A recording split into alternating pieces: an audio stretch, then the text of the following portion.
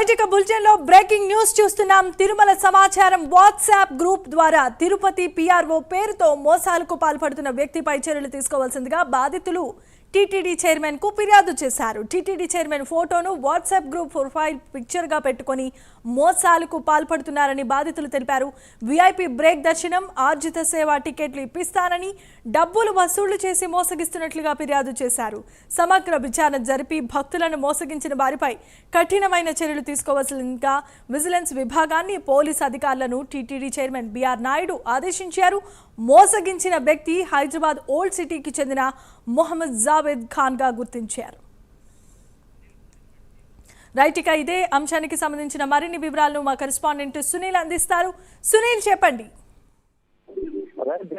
మొత్తం మీద ఏదైతే TTD chairman BR Naidu photo WhatsApp గా పెట్టుకొని ప్రొఫైల్ పిక్చర్ గా పెట్టుకొని మోసాలకి పాల్గొంటున్న వ్యక్తిని అయితే ఇప్పటికే టీటీడీ గుర్తించింది. ముఖ్యంగా ఏదైతే తిరుమల సమాచార వాట్సాప్ గ్రూప్ అంటూ కొంతమంది ఎన్ఆర్ఐని, మరోవైపు హైదరాబాద్ అంటే తెలంగాణ వైపు ఉన్నటువంటి భక్తులని అయితే టార్గెట్ చేసుకొని వారికి దర్శనాలు ఇప్పిస్తాము, ఆర్జిత సేవ దర్శనం కావచ్చు, మరోవైపు వీఐపీ దర్శనం చేస్తామని చెప్పి డబ్బులు భారీ స్థాయిలో వసూలు చేశారని చెప్పేసి ఇప్పటికే అతనిపై ఆరోపణలు వచ్చాయి. ముఖ్యంగా ఇక్కడ మహమ్మద్ జావేద్ ఖాన్ గా గుర్తించారు.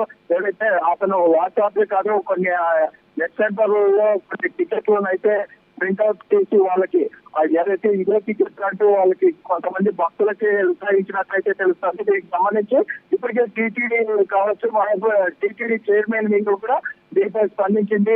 ఏదైతే చైర్మన్ ఫోటో పెట్టుకొని చైర్మన్ కి సంబంధించినటువంటి ఫోటోలని ప్రొఫైల్ పిక్చర్ గా వాడుతూనే మా భక్తులను మోసగిస్తున్నారని చెప్పేసి ఇప్పటికే టీటీడీ ఫిర్యాదు చేయడంతో విజిలెన్స్ అధికారులు అయితే చర్యలు చేపట్టిన పరిస్థితి అన్ని మరోవైపు అతనిపై కేసు నమోదు చేసి విచారణ చేపట్టే అవకాశం ఉన్నట్టు తెలుస్తుంది. ఎందుకంటే దీనిపై ఇప్పటికే అధికారుల దృష్టికి నేపథ్యంలో ఏదైతే హైదరాబాద్ చెందినటువంటి అంటే మహమ్మద్ జావేద్ ఖాన్ సంబంధించి అతని వివరాలు పూర్తిగా కనుక్కోవాలని చెప్పేసి ఇప్పటికే పోలీసులకి ఆదేశాలు జారీ చేసినట్టు తెలుస్తుంది. ముఖ్యంగా ఏదైతే టీటీడీ ఒకటే కోరుతుంది, శ్రీవారి దర్శనం ఆలయాల్లో ఇప్పిస్తాం, ఏదైనా బయట వాళ్ళు ఏదైనా దర్శనాలు చేస్తామని చెప్తే దయచేసి నమోదు నేరుగా టీటీడీకి సంబంధించినటువంటి ఆన్లైన్ కేటగిరీ దానికి సంబంధించి దాంట్లో మాత్రమే బుక్ చేసుకోవాలి, దయచేసి ఎవరిని నమ్మి మోసపోవద్దని చెప్పేసి ఇక్కడైతే టీటీడీ అయితే కోరుతున్న పరిస్థితి ఇక్కడ కనపడుతుంది. ఏదేమైనప్పటికీ టీటీడీలో గత కొన్ని రోజులుగా జరుగుతున్నటువంటి సంఘటనలు చూస్తున్నట్టయితే ప్రధానంగా